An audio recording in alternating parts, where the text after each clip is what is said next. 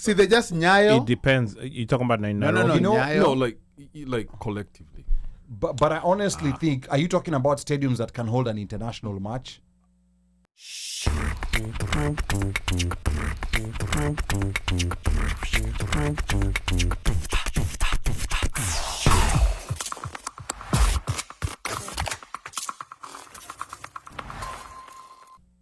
I'll just take this one. I never used to the same thing. I used to be like, even music videos, or even music, African music was a little bit, just wasn't to the standard that I preferred, right? So Kina Dr. Dre. yes, Na ma R&B, Maze. ma love songs. And then unaanza kubai maua ovyo ovyo. And then kidogo I'm listening to music. My kid is playing music, Afro music. And I'm like, this kid, Caleb, yeah. He came and was like listening to Rush, Sijui Nani. I'm like, where did you get this music from? I was like, from school and stuff. I'm like, really? This is a school, I would say that it's, okay, it's diverse.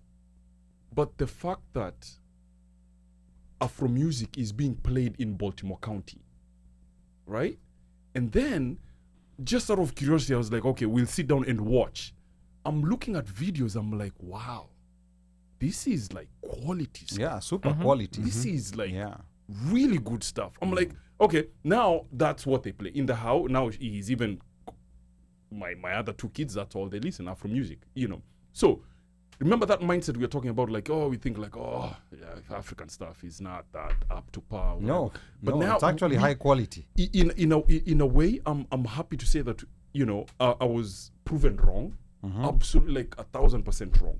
But not only that, just seeing how we've closed the gap so much, so quickly, it just gives me that almost like, what next can we be closing? Yes. What gap can we be closing next? Absolutely. Usiwacheze Mbaramba, please. Yeah, and keep we had them away from Mbaramba, please. That's how I'm. Yeah, and remember, we had a white guest here a couple of weeks ago. We're gonna talk about him later in the show, Brad Rowe, who was just raving about Africa. Like to a point where you even ask yourself, like, wow, like how come I've not been able, and some of the things he's pointing out to, they're not some complicated things that you need to dig and research to find out. Right. They're very obvious. They're right in your face. It's telling us this is happening right now in Sudan.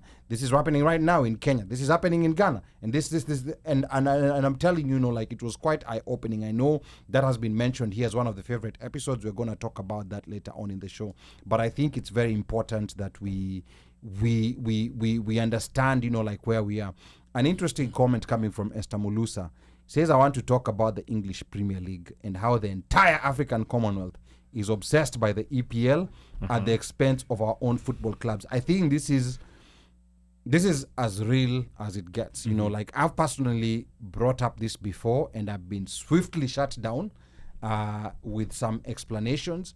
But I think it is very, very important to start training, like our young people, especially those living in Kenya and other parts of Africa, to start consuming our domestic leagues. That's how they're going to make money. We used to have that. Tanzania is actually in a very good place. Very good. Although Tanzania is actually in a very good place. Simba, Yanga, and then they have teams like Azam.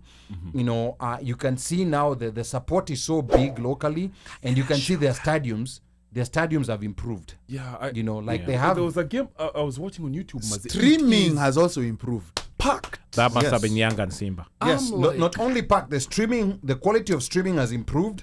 The coverage. Oh my goodness! Like when you look at a Tanzanian soccer match, the coverage, and a Kenyan soccer match, you can tell there's a difference, and it has nothing to do with language or anything. No, it's just coverage. It's just coverage, like just the expertise in the coverage, and you can tell when money is flowing, then the quality automatically goes up.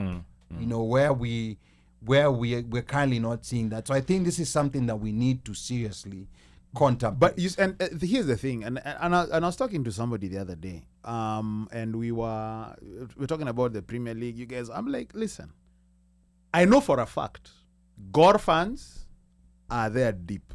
Yeah. AFC Leopard fans wako huko. Shabana, you know, usisahau Bandari, United. Mathare United, Kariobangi Sharks. Kariobangi Sharks. They're there.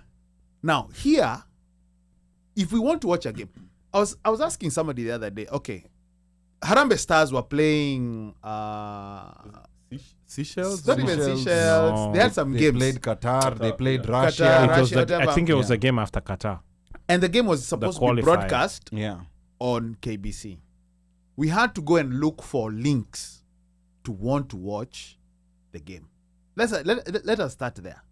You have to search for links. Even these are the Harambee Stars. Forget Gore, forget AFC Leopards, forget whatever. We're talking about the national team, Correct. right? We want to watch. I would want to watch. But where can I watch? I can't watch. So Because you have to struggle looking for a link. That's one. Two, local games. Yeah. How Sports Pesa at one time when they were the sponsor, we would be able to catch the live stream of the games, be it God versus Tusker or whatever. You can watch that. You could get that on Facebook, maybe sometimes YouTube, right? But it's not all of them. but I think more important, we need people to go to the stadium. I understand. Live Correct. streaming is one thing. Correct, For you're the right. coverage, for them to be able to afford even those coverage rights for people all over to be able to watch, those stadiums have to be full first. Marketing. Yes. Yeah, The stadiums people have have to to be pay, full first. yes. Marketing. People have to go to the stadiums, and I think we just need to figure out a way of getting people to go to the stadiums, and we also need to figure out a way of these teams, like earning revenue and even owning their own stadiums. There's no team in Nairobi that owns How many? their How own many? stadium. How many stadiums do we have? See, they just Nyayo. It depends. You're talking about No, Nairobi? Nyayo. No, like collectively. But I honestly think, are you talking about stadiums that can hold an international match?